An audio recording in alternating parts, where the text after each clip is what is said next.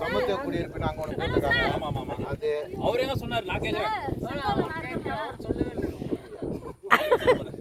இல்ல இவங்க கூட கேட்டாங்க நாங்க செங்கால இருக்குன்னு சொல்லிட்டு. இல்ல நான் செங்காவுக்கு பக்கமே விடாது எங்க இருக்குன்னு தெரியாது. நாங்க இங்க வந்திருக்கோம், கோயிலுக்கு வந்திருக்கோம், வேடம் தாங்க அப்படி ரவுண்ட். ஓகே சார், நம்ம இது வந்து பார்த்தீங்கன்னா ஓகே சார், இதை பற்றி தான் சொல்கிறேன். இந்த லேஅவுட் வந்து பார்த்தீங்கன்னா இருக்கிற ஊர் வந்து பார்த்தீங்கன்னா குன்னத்தூர் சொல்லுவாங்க சார். எக்ஸாக்டாக தெரிஞ்சு எதுவுமே ராங் கம்மி போய் கொடுத்துடாதீங்க கஸ்டமர்கிட்ட. இப்போ நம்ம வந்த வழி 2 வழியில் வரலாம். சென்னையில் வந்தீங்கன்னா ஆக்சுவலி வந்து மதுராந்தகம் தான் இது. மதுராந்தகம் வந்து பார்த்தீங்கன்னா அந்த முருகம்பாக்கம் ரூட்டில் தச்சூர் வருவாங்க. இங்கே பார்த்தீங்கன்னா பெரிய சர்ச்சு தெரியும், தெரியுது அவங்களுக்கு எல்லாருக்கும்? அது வந்து ரொம்ப ஃபேமஸான ஒரு 100 வருடம் பழைய சர்ச்சுன்னு சொல்கிறாங்க. அது ஒரு பெரிய ஜங்ஷன் சர்ச்சு சொல்லுவாங்க. அங்கே வந்து கரெக்டாக நம்ம சைட் இப்படி வரலாம், மதுராந்தகம் ரூட்டில் வரலாம். இதான் வந்து ஆக்சுவல் ரூட். இந்த ரூட்லேயே வரலாம். இந்த ரூட்லேயும் பஸ் இருக்குது. கரெக்டாக 12 கிலோமீட்டர் வரும். எங்க சார்? மதுராந்தகத்துலேருந்து. ஆமாம், 4 கிலோமீட்டர் 5 கிலோமீட்டர் அதுன்னு சொல்லிட்டு போய் சொல்லாதீங்க. என்ன இருக்கோ சொல்லிடுங்க. விருப்பப்பட்டு வரணும் வரட்டும். எப்பவுமே நம்ம சொல்கிறது தான். நமக்கு இங்கே கிட்டே இருக்கும், பஸ் ஸ்டாப் பக்கத்தில் ரயில்வே ஸ்டேஷன் வருது, ஏர்போர்ட் வந்து நம்ம எப்பவுமே சொல்கிறது என்ன இருக்கும் எக்ஸாக்டாக சொல்லிடுவோம். இப்போ நம்ம வந்து ரூட் வந்து பார்த்தீங்கன்னா நியர்பை, அதாவது நம்ம மதுராந்தகம் போய் சுற்றி வரதால கிட்டத்தட்ட ஒரு 15 கிலோமீட்டர் சேவ் பண்ணிடுவோம். ஒரு படாலம், செங்கல்பட்டு படாலம் ஜங்ஷன் இருக்கும், அதுவும் கரெக்டாக 12 கிலோமீட்டர். அந்த ஜிஎஸ்டி ரோடு வந்து கரெக்டாக 12 கிலோமீட்டர். சரிங்களா? இந்த ரூட்லையும் நிறைய பஸ் இருக்குது. இப்போ இங்கேருந்து பார்த்தீங்கன்னா பஸ் போகிறது தெரியும், நம்ம வந்து தாரோட தெரியும் உங்களுக்கு. இது ஊர் வந்து குன்னத்தூர் வில்லேஜ் இது. சரிங்களா? இந்த பக்கமும் போகலாம். அந்த ஒரு கொடி தெரிஞ்சு பார்த்தீங்கன்னா அது வந்து சாய்பாபா கோயில், அது ஈஸ்வர் சொல்லுவாங்க. அங்கே ஒரு பெரிய ஊருக்கு நிறைய மக்கள் வாழ்ந்துட்டு வீடுகள் இருக்குது. இந்த தாரோடு எல்லாம் போகலாம். மலை மேலே ஒரு கோயில், முருகன் கோயில் சொல்லுவாங்க அது. ஸோ ப்ளஸ் வந்து இந்த சர்ச் வந்து ரொம்ப ஃபேமஸ். இதுதான், இது வந்து பியூர் இன்வெஸ்ட்மெண்ட் ப்ராப்பர்ட்டி தான். வீடு கட்டிட்டு நம்ம வர முடியாது இப்போதைக்கு. இது வந்து பியூராக நம்ம இன்வெஸ்ட்மெண்ட்டாக யூஸ் பண்ணிக்கலாம். ஸோ இது என்ன அட்வான்டேஜ்னா டிடிசி வாங்கியிருக்கோம், ப்ளஸ் ரெரா அப்புறம் 2 வாங்கியிருக்கோம். பேங்க்கில் லோன் வேணால் நம்ம லோன் போய்க்கலாம், இல்லை கேஷ் அண்ட் கேரியில் வாங்கிக்கலாம், இஎம்ஐயில் வாங்கிக்கலாம். இப்போ நம்ம கேஷ் பேக்னு ஆஃபர் கொடுத்துருவோம், அதெல்லாம் நம்ம பயன்படுத்தலாம் சார். ஓகேங்களா? இது வந்து பார்த்தீங்கன்னா ஸ்டார்டிங் அந்த கேட்டில் ஆரம்பிச்சு ஹை டென்ஷன் இருக்கு, அது வரையும் இருக்குது. ஸோ இந்த சரௌண்டிங்கில் இருக்க மிகப்பெரிய ஒரே லேஅவுட் இது மட்டும் தான். 7 லட்சம் ஸ்கொயர் ஃபீட் இருக்குது. கிட்டத்தட்ட 960 பிளாட்டு அதில் அவைலபிளாக இருக்குது. ஆல்மோஸ்ட் எல்லாமே வந்து பார்த்தீங்கன்னா ஒரு பெரிய பெரிய பிளாட் தான். 1200 அதிகமாக இருக்கும், 600 ரேட்டில் ரொம்ப ரொம்ப குறைவாக இருக்கும். ஸோ எல்லாம் அவைலபிளாக இருக்கும், பார்த்துக்கலாம். ரிலேஷன் பண்ணிவிட்டு நம்ம டிடிசி வாங்கி பண்ணிட்டு இருக்கோம் சார். இதுதான் சைட் டீட்டெயில்ஸு. வேறு கேள்விகள் தான் கேளுங்க சார். ஸ்கொயர் ஃபீட் எவ்வளோ சார்? இது வந்து நம்ம ஸ்கொயர் ஃபீட் வந்து நம்ம 450 ருபீஸ் பண்ணணும். கேஷ் அண்ட் கேரில் வந்து 450 ரூபா ஒரு ஸ்கொயர் ஃபீட் நம்ம சேல் பண்ணுறது. இஎம்ஐயில் அல்லது வந்து கேஷ் பேக்கில் வந்து 500 ரூபா பண்ணணும் ஸ்கொயர் ஃபீட், ஒரு ஸ்கொயர் ஃபீட். ஸோ நம்ம கம்பெனியை பொறுத்தவரை ஸ்டார்டிங் வந்து நம்ம வந்து பார்த்தீங்கன்னா ரெஜிஸ்ட்ரேஷனை பொறுத்த வரைக்கும் கஸ்டமரோட செலவு நம்ம ஃப்ரீ பண்ணுறதே கிடையாது. எவ்வளோ சார் செலவாகும் ரெஜிஸ்ட்ரேஷனுக்கு? அதான் அது நீங்கள் வாங்குற பிளாட்டை பொறுத்து மேடம், எத்தனை ஸ்கொயர் வாங்குறீங்கன்னு சொல்லிட்டு 600 ஸ்கொயர் வாங்கினீங்கன்னா தோராயமாக 20,000 செலவு இருக்கும். தோராயமாக எக்ஸாக்டாக வந்து உங்களுக்கு ரெஜிஸ்ட்ரேஷன் முன்னாடி சொல்லிடுவோம். உங்களுக்கு அந்த டீட்டெயில் மட்டும் நீங்கள் பே பண்ணால் போதும். ஃபுல் கேஷ் பண்ணாலும் எல்லாம் ஒன்று தான் சார். ஃபுல் கேஷ் தான், ஃபுல் கேஷும் பண்ணுவோம். இஎம்ஐயில் வேணால் இஎம்ஐயில் பண்ணிக்கலாம். கேஷ் பேக்னா கேஷ் பேக்கில் பண்ணிக்கலாம் சார். சார் இன்றைக்கி நாங்கள் வந்திருக்கோம், எதனா ஆஃபர் உண்டா சார்? ஃபஸ்ட் டைமாக வரவங்களுக்கு ஆஃபர் கொடுப்பாங்க இல்லையா? கண்டிப்பாக கொடுப்போம். என்ன சார் ஆஃபர்? சொல்கிறேன் பார்த்துங்க, சைட்டோட விஷயங்கள் தெரிஞ்சுக்க போதும். Okay sir. சார் வாங்குறதா இருந்தாலும் கேட்குறேன், ஆஃபர் என்னன்னு கேட்குறோம். ஆஃபர் நம்ம சொல்லிடும், வாங்குறது உங்களுக்கு சொன்னோம். வேறு தான் சார் டவுட் இருக்கா சார்? இஎம்ஐனா எத்தனை மாதம் சார்?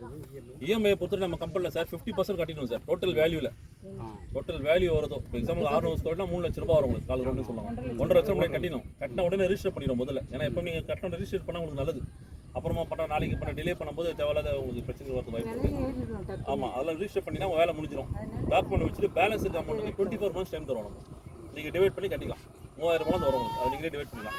பெரிய பிளாட்டும் போது உங்களுக்கு மாறும், அவ்வளோதான்.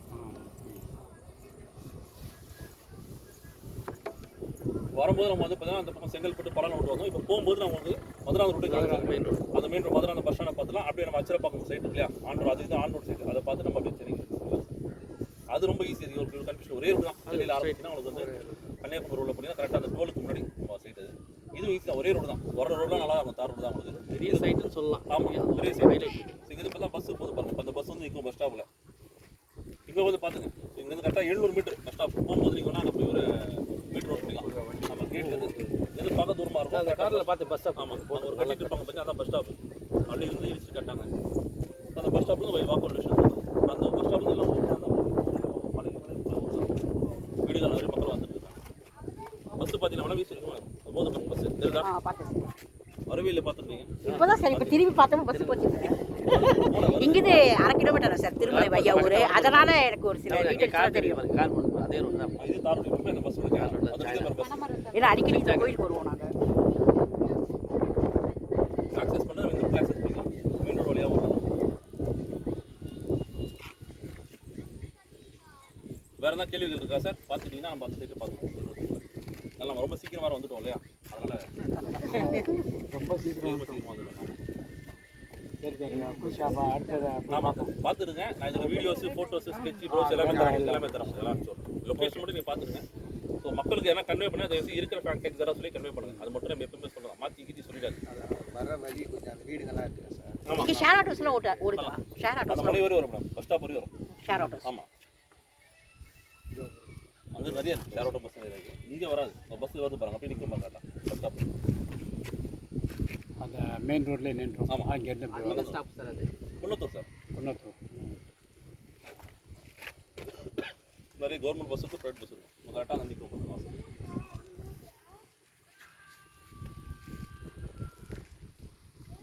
சார் ரெஜிஸ்டர் பண்ணிவிட்டு அந்த அப்ரூவல் வரதுக்கு எவ்வளோ நாள் சார் ஆகும்? இது மேடம் இந்த ரெஜிஸ்ட்ரேஷன் பண்ணிடுறோம், அந்த நம்ம பேரில் வரணும் அப்படின்னா எவ்வளோ நாள் ஆகும் சார்? உடனே இதுவாகும். இப்போலாம் உடனே கொடுத்துறாங்க. மிஞ்சி போனால் 3 days அவ்வளோ. முன்னாடி தான் ஒரு மாதம் 2 மாதம் ஆகிட்டு 3 daysல சாயந்தரமும் கொடுத்துறாங்க சில நேரம். அதிகபட்சம் ஒரு 2 நாள் 3 நாளில் வந்துடும். 3 நாள் கணக்கு.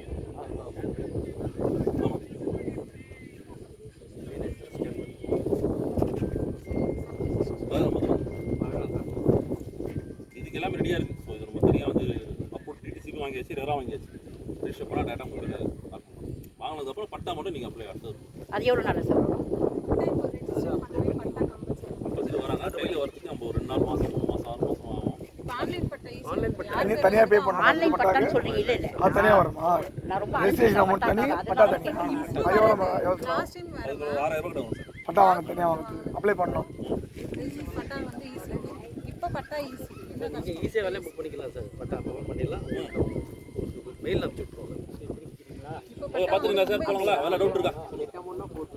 ஆமாம் சார். மற்றபடி கேஷ் பண்ண 500 rupees தான் இருந்தது. இப்போ இஎம்ஐனால 500. 500 rupees. ஏன்னா நான் வந்து ஒரு ப்ரொமோட்டர் வசந்தம் ப்ரொமோட்டரில் தான் சார் புக் பண்ணி வாங்கணும். பட்டாக்கு நான் 7 வருஷமா அலைஞ்சேன். அப்புறமா கடைசியில் நானே இறங்கி நானே ஆஃபீட்டு போயிட்டு அலைஞ்சு வாங்கிட்டேன். நான் 7 வருஷம் இல்லை, 7 வருஷமா பட்டாக்கெல்லாம் காசு வாங்கிட்டாங்க. ஆனால் நான் ஃபோனு போட்டு தோன்ட்டு கடைசியில் ஏதோ ரொம்ப ஈஸி பண்ணிட்டேன். முன்னாடி அப்படி இருந்திருக்கலாம். இப்போ ஏன்னா நடந்ததுனால கேட்குறேன் நான். இப்போலாம் பண்ணிக்கலாம். ஆன்லைனில் பண்ணிக்கலாம். எல்லாம் ரொம்ப ஈஸி. அதான் சார் நானே இறங்கி பண்ணேன்னு சொல்கிறேன். சரி ஓகே சார். இருங்க நம்ம சைட்டை பார்த்துக்கலாம்.